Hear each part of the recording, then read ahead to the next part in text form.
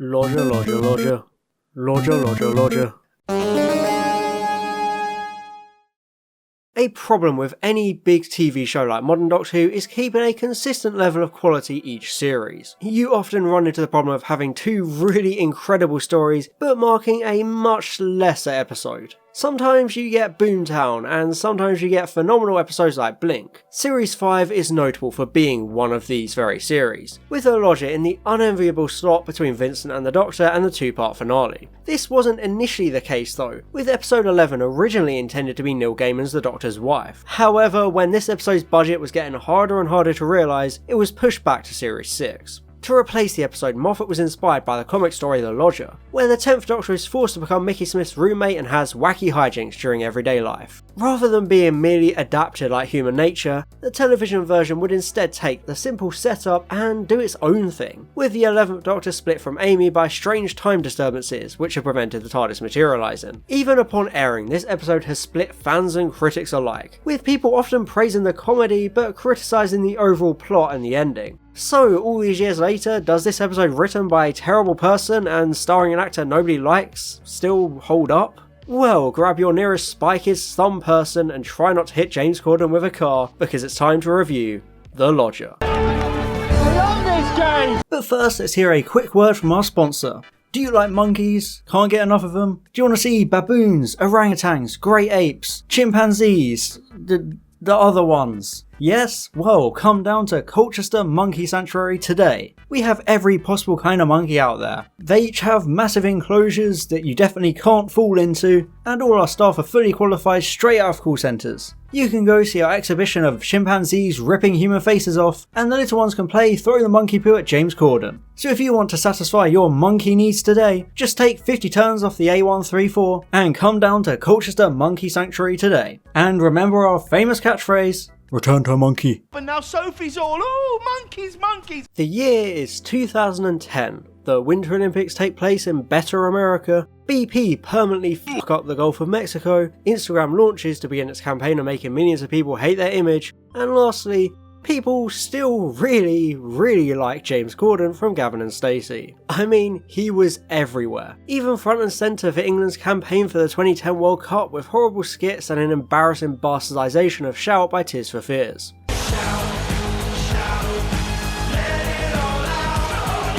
Seriously, this is just wrong. Given how big Corden was in the public eye, it made a lot of sense to bring him into Doctor Who Series 5 for the more relatable and comedic The Lodger. I think this relatability shines through right from the get-go, with definitively normal Craig Owens preparing for a very human night in with his friend Sophie. So what's the plan tonight? Pizza booze telly? Yeah, pizza booze telly. I really like this, setting the tone extremely naturally. Unlike a lot of other Doctor Who stories, this is incredibly low-key, kind of like Love and Monsters. It's not an episode about the monster or its scheme, it's about the people within the narrative, which makes it a welcome change from the norm. Craig and Sophie both love each other, but don't admit it, which leads to some very realistic, awkward exchanges as they bumble around trying to drop hints for one another. It's something everyone can relate to, having feelings for a friend because of how much you have in common or how often you hang out. I think we can all see ourselves in Craig as he tries to pluck up the courage to admit his feelings for her. We've all had those moments, except maybe not going all in like this. I love you.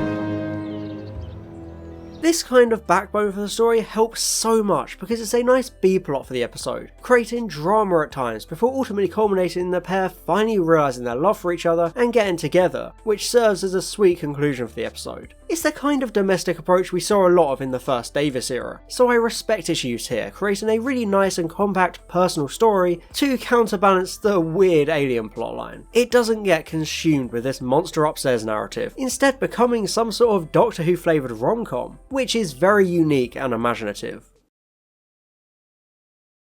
And as much as I hate James Corden these days, it's hard to deny he's brilliant in The Lodger. Not only does he provide that everyman relatability, but he also turns Craig into the perfect foil for the Doctor's weirdness. He's a very normal man with a normal job and no real aspirations. He's kind of the antithesis of a starry-eyed companion, happy with his current position in life. In a way, he's a bit like Rory, no delusions of grandeur and just wanting the simple things in life without any complications. The peak of his aspirations is implementing a new system at work, which kind of sums him up. It also helps to show just how intrusive the Doctor ends up being. Craig doesn't ask for any of this to happen, yet he ends up losing all he has in this world, even if it's only temporary. The Doctor takes his job, completely overshadows him in football, and seemingly takes Sophie away too. Much like Craig's will they won't they relationship with Sophie, we can all probably relate to this jealousy as well. There is always someone we compare ourselves to, whether that's the friend who goes out on parties, the schoolmate who never gets a bad grade, or that one guy your girlfriend tells you not to worry about. Having the Doctor personify all these traits and making Craig jealous furthers a sense of relatability. It provides a sense of unexpected change. You get to see where Craig is at the beginning, so you can truly appreciate just how much his life has been flipped up, turned inside out due to this turn of events. I mean, it all completely breaks his fragile sense of self and belonging. The mundanity of Craig's life also helps to show just how crazy and alien the Doctor himself is, exploding onto the scene like the Tasmanian devil and just wrecking everything. The opening is like a whirlwind, the Doctor just talking and talking with Craig barely able to get a word in. Not only is there some nice comedy, but it helps personify what it's like for an everyday person to have the Doctor show up. They can't all be excited, ambitious companions longing for something more, so there's a really great, subversive dynamic between Craig and the Doctor. Has anyone ever told you that you're a bit weird? The reason the Doctor is lodging is because the TARDIS kicked him out with Amy still on board and is struggling to materialise. This is a holdover from the original comic story, and it's an interesting way to write her out of the story. It's kind of like Midnight, which was also a companion light episode, as Donna elected to stay in the spa rather than go out on the tour. The lodger is a lot more balanced with this though, Amy's still cropping up every now and then to update both the Doctor and the viewer on the current situation inside the time and space machine. This keeps her relevant, and their exchanges are full of jokes with that classic dynamic you expect with the pair. It's also useful for plot exposition, like the Doctor explaining to her about the mysterious man upstairs causing whatever is going wrong with the TARDIS. It's a consistently smooth vehicle for progressing the plot, breaking up the goofy scenes and the dramatic scenes by slipping in some quick explanations every now and then to keep you in the loop, which is very helpful. Speaking of loops, the big running mystery of the lodger is the unseen man living upstairs, who is luring passerbys into his room and killing them, each time causing a brief time loop, preventing the TARDIS materialising. I feel like the episode doesn't really do a whole lot with this. It doesn't get explored or fleshed out enough for me, especially since the weird rock growing on the ceiling never really gets explained. Also, just as a massive nitpick, I do find it endlessly funny that these deaths keep happening when other people are in the house. Like, how thick are these walls? You'd think someone else would be able to hear these loud conversations. One of the best and most well-known scenes in this episode is the football match. With one of the usual players away in Malta, Craig enlists the Doctor to fill in on the team, because playing football is something normal humans do. Now, I know the comments will state this over and over again if I don't, but a fun bit of trivia is that Matt Smith was originally set on becoming a professional footballer. He was part of the youth setups of Northampton and Nottingham Forest, before joining Leicester's academy and captaining their under-16s. However, after a serious back injury, he had to quit the sport and went on to become the actor we know and love today. The craziest thing about this is that the football element was in the original comic, and the episode was written before Smith was even confirmed as the Doctor, so it's actually a complete coincidence. It does mean though that Smith didn't need a stunt double or any kind of special training for the sequence. This is all him, which I just think is a great touch. The episode also aired just before the World Cup game against the USA, which is another great coincidence, although we prefer not to talk about that game. I do adore the cheesy montage of the Doctor just going absolutely nuts on the pitch. The music is needlessly epic, which just highlights the absurdity of such an overqualified player playing at pub level. It's like Marcus Rashford going full on Champions League mode in a kickabout of 10-year-olds. I love it. It serves as a way to show the Doctor already overshadowing Craig, since everyone, including Sophie, turns their attention entirely on the Doctor, whilst Craig just gets left in the dirt. The football setup also gives us this incredible misunderstanding. Ryan the Doctor, the oncoming storm, and you basically meant beat them in a football match, didn't you? As a football fan myself, I think we kind of forget how needlessly excessive the terms we use are. There's a lot of annihilating, destroying, and all that going on, which is just a bit extreme for a game of people running around a field kicking a leather ball. It's also a scene that kind of pokes fun at how overly dramatic the 10th Doctor was with his big speeches and warnings. It's another way of showing how alien the Doctor can be, failing to understand simple, everyday human phrases in casual settings, expecting it to be more literal than it actually is, and not picking up on basic social cues. I'm gonna annihilate them. Annihilate? No violence. Do you understand me? Unlike Craig, Sophie does have aspirations and dreams of doing more out of her life. Whilst he's happy to sit by and live a normal life working his boring call centre job, Sophie wants to move away to work at a monkey sanctuary. It's a nice character motivation, making her feel more like a real person. This also creates division caused by the Doctor's arrival. He convinces her to follow these dreams, which would have the unintentional side effect of taking her away from Craig and this little bubble the pair have unknowingly built. It's the disruption within the 3-act narrative. Craig now has a reason to actively dislike the Doctor, who turned what was supposed to be a confession of love into Sophie deciding to straight up leave the country. It's gone beyond something as simple as being better than Craig at football.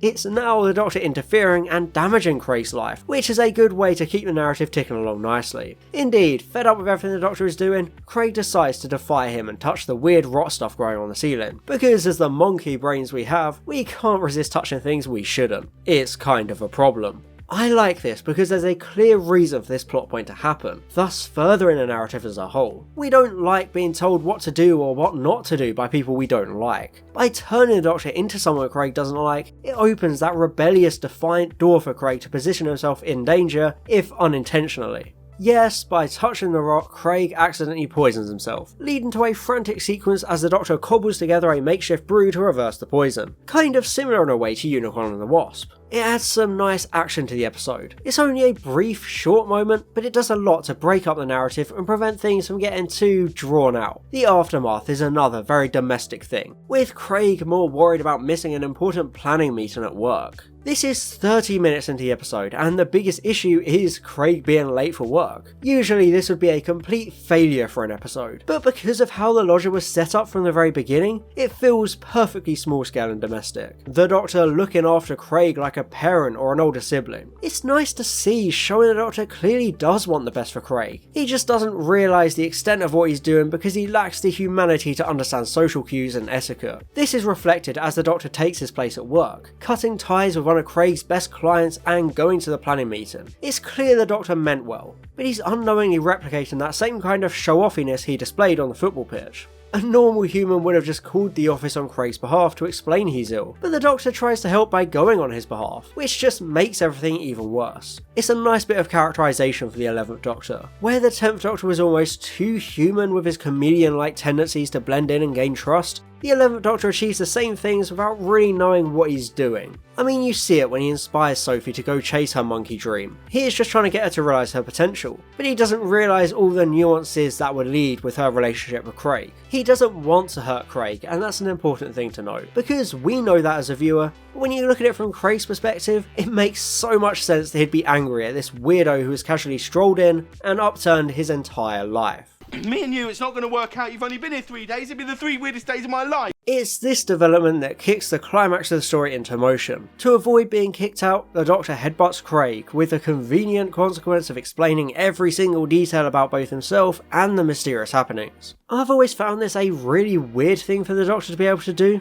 We know from the 10th Doctor era that the character can read minds or plant thoughts, but this is seemingly just a very contrived and hand-wavy thing to do. I mean, how many times would this have come in handy before? I know the episode explains that it hurts and the Doctor doesn't ever want to do it again, but it's like a get out of jail free card when it comes to gaining trust or explaining things. It's one of those things that feels like it should have been used again, but it never does apart from this one specific episode. It's not even like the knowledge helps much either. Craig learns enough to not kick the Doctor out, but he doesn't gain any knowledge useful for the climax of the plot. It's just really strange. I also don't like the whole top floor being fake all along. Yes, it turns out there was never a first floor, and it's actually a perception filter to hide the spaceship. Sure, this is a neat idea and makes for a good reveal on paper, but it doesn't really work when this is the only single floor house in a terrace of 2 floored houses. These kinds of streets just don't work that way. It's not even on the end of the road, so it looks needlessly weird and unnatural. Why would they build a bungalow on this line of houses? It just works completely against the rule in my eyes. So I think that's entirely down to whoever was doing the location scouting. And sure, it's a nitpick, but it simply makes the whole rug pull fall on its face, stunting the climax even more because it doesn't even take 2 seconds to think about why it doesn't actually make any sense. I suppose the worst part about it is the fact it was so easily fixable. They could have just gone anywhere else and found somewhere more suitable, but with the way it is, it just looks awkward and the CGI is just kind of dodgy. Because this is a Doctor Who episode, it's now Sophie's turn to be the one caught in the upstairs trap, meaning it's time for everything to suddenly kick into motion. I love the reveal of the spaceship interior, someone's attempt to build their own TARDIS. It is something you would expect to see, people trying to replicate the time and space machines of this fictional universe. I find it kind of funny how quickly the Doctor glosses over this fact. He sounds proud of it, but then just carries on like it's something he sees every day. You'd think he'd be a bit more surprised, but I don't know, I'll let it slide. It also turns out the figures appearing throughout have been holograms, trying to find a pilot to fly the ship, but human brains can't handle the energy. I quite like this development, because it's more unique than simply an evil alien wanting to take over the world. Much like the Doctor trying to help Craig but unknowingly making things worse, the ship is trying out different pilots without understanding why it isn't working or why it's a bad idea. It's like the nanotechnology in The Empty Child, just a machine working to its programming without understanding human nuance or the flaw in its directive. However, what I don't like about this climax is the fairy tale twist of it only testing people who want to leave their current lifestyle. It just feels unnecessarily cutesy and trying to be clever. Indeed, since Craig is the only person in this story who doesn't want to leave, he's able to save the day through the power of love. No, I'm not kidding. The day is genuinely saved because Craig loves Sophie. She's the reason he wants to stay, so the power of love is literally the solution to the episode. Sure, it works on a character level because it pays off the underlying character arc of their love, but it feels so anticlimactic and needlessly cliche. It's lazy, especially because this kind of solution would get completely reused in Closing Time the next series, so I just find it lacking and a bit of a disappointing resolution to such an enjoyable story. However, even though the actual climax of the narrative is a letdown, the epilogue is really good. There's a cute moment as Craig gives the Doctor a permanent set of keys just in case. Even though he's been in the Doctor's brain and knows he'll never come back, he wants to do it as a way of giving back. It once again shows how incredibly human Craig is. He and Sophie are never going to forget the day a wacky time-travelling alien came to town, played one game of football and ultimately saved the world. So it makes sense they'd give him the key so he can remember them. After all, without the Doctor, they would have never have gotten together at all. So it's a really sweet way to end such a human-centric story. Although it is kind of dampened by Closing Time relocating the couple, so the whole key thing doesn't actually get paid off, which is a bit of a shame. However, the ending then takes a very sinister turn with the appearance of one of those dreaded cracks which have appeared throughout the series. This kind of ending happened in The Beast Below and Victory of the Daleks. So on the surface it would be weird and kind of backtracking for them to return in the lodger, which is why I really appreciate them upping the ante by also having Amy find her engagement ring, which Rory had conveniently left in the TARDIS before being erased from time itself. This is a fantastic way to remind the audience about that death, keeping it relevant to lead into the finale. It's a lot better integrated than something like Fear Her, which just kind of had a vague warning about a storm coming. Instead, this one is able to nail the sense of foreboding and dread, because it includes both the appearance of a crack and continues to hammer home the aftermath of being caught by one of them. All in all, it's the perfect middle ground for a more inconsequential episode, and does a good job building anticipation for the two-part finale the following week.